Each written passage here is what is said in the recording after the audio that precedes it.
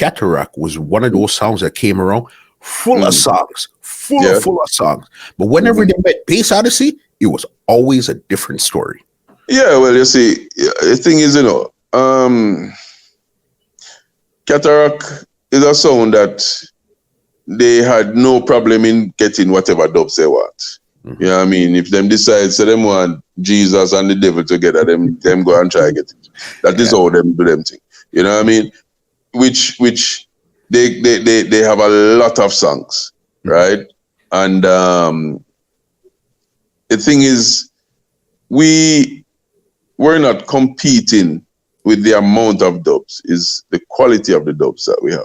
You understand? So we cut what you call relevant dubs. You understand? So whenever we met up with Kata Rock, the first time we had Kata Rock play, I remember Kata Rock they play with Stone Love, beat them up, Jaro, then play with Jaro, beat them up, Black Cat beat them up. So it's like they were killing from the top down. You know, it sounds to start from down at the lower end and go all the way up. Them are kill from the top right down. So now them buck up in BASS ODYSSEY. The dance was in Portland. Old Folly, I think, to be exact. And for some reason, the night of the dance, I don't know if it's promotion, rain fall all day. So I don't know if that's why the dance wasn't really big in terms of Portland crowd. But Kata Rock came with probably 4 or 5 buses from Kingston. You know what I mean? So it's like when we walk into the dance, it's like we are in a hostile territory. You know what I mean? So we played the first round, me and Squingy played the first round and just basically played lackluster. When the dance started, so to speak, Kata Rock was spitting fire, man. It's like them a play everything. So Mr. Squingy, all right, here we are going to play me and Squingy play the first round. So we played the first round, but we played it lukewarm. We just played easy because we were playing possum. We were playing like say, boy, we don't have no dub. We don't cut no new tune. Them one have a new tune. Them. So we just go so boom and play easy, all the regulars what everybody know from long time, whatever. And of course, we were playing to nobody, so to speak, because when we start playing the whole like Kata Rock people, them guys sit down back in the bus and make it look like say, boy, it's the most boring sound of the world, whatever. So, we play the round and finish it up. Fine. So now Kata Rock come in and, they're on top of the world now because, BASS ODYSSEY a flop and them now a tune, hit the MC at the time when he Hitman say, oh, yes, it's a BASS ODYSSEY, I hear that sound, them now a tune, And he started one barrage of dubs. You know what I mean? And have the people them jumping and everything.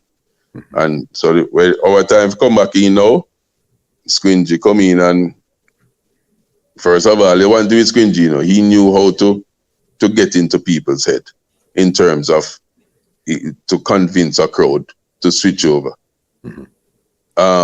It's like he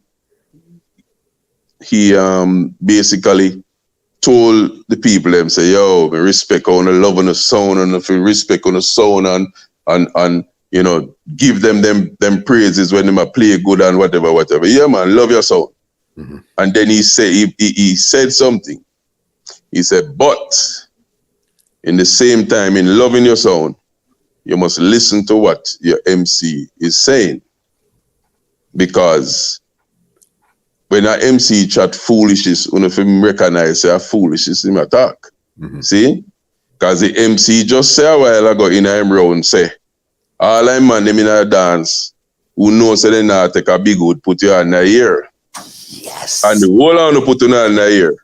So that means say that take a small wood then. Yes. I mean, so the whole place went silent.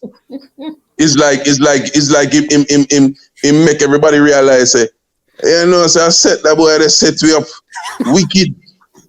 You get what I say? And from he made that speech right away. It's like Kata Rock, the people who came with Kata Rock say, hey, me done with that sound there. BASS ODYSSEY we are deal with that though. Yeah, man.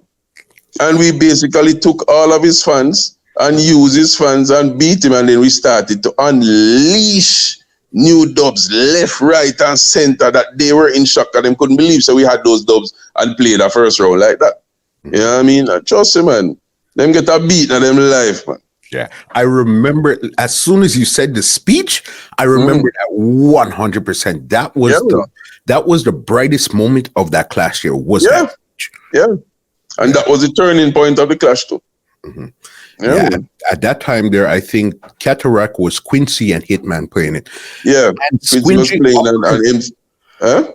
Squingy had something for Hitman too. He had some name that he always used to call him. I forgot what it was, but there was something where he couldn't use that name Hitman when he was playing against Squingy. No, no. After Squingy used that with his speech, it's like Squingy basically threatened him and said, "Listen, anytime you see me around a sound, don't bother take out the mic." You know what I mean? So it's like Squingy, because remember, he was Hitman was on top of the world at the time, you understand? And for Squingy to come in and just use one speech and turn the whole crowd that them bring to the dance against him, is like him just never know what to do again. You know, like when I say a person have a person ticket, that would have been the case. Yes. You know what I mean? So from the moment Squingy did that, it's like evening dances afterwards.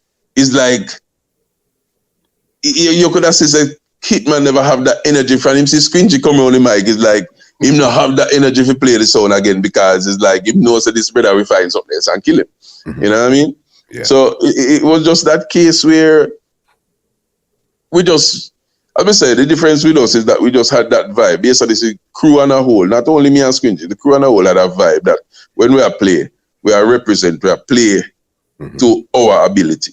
And our ability was really top of the line ability in terms of presenting music. You know what I mean? It's not like we did show off with it already. We just it was just a natural talent. We never have to smoke weed or not have it out. We just come and play music. You know what I mean? So that was just a thing. This podcast is brought to you by www.twolinedmusica.com.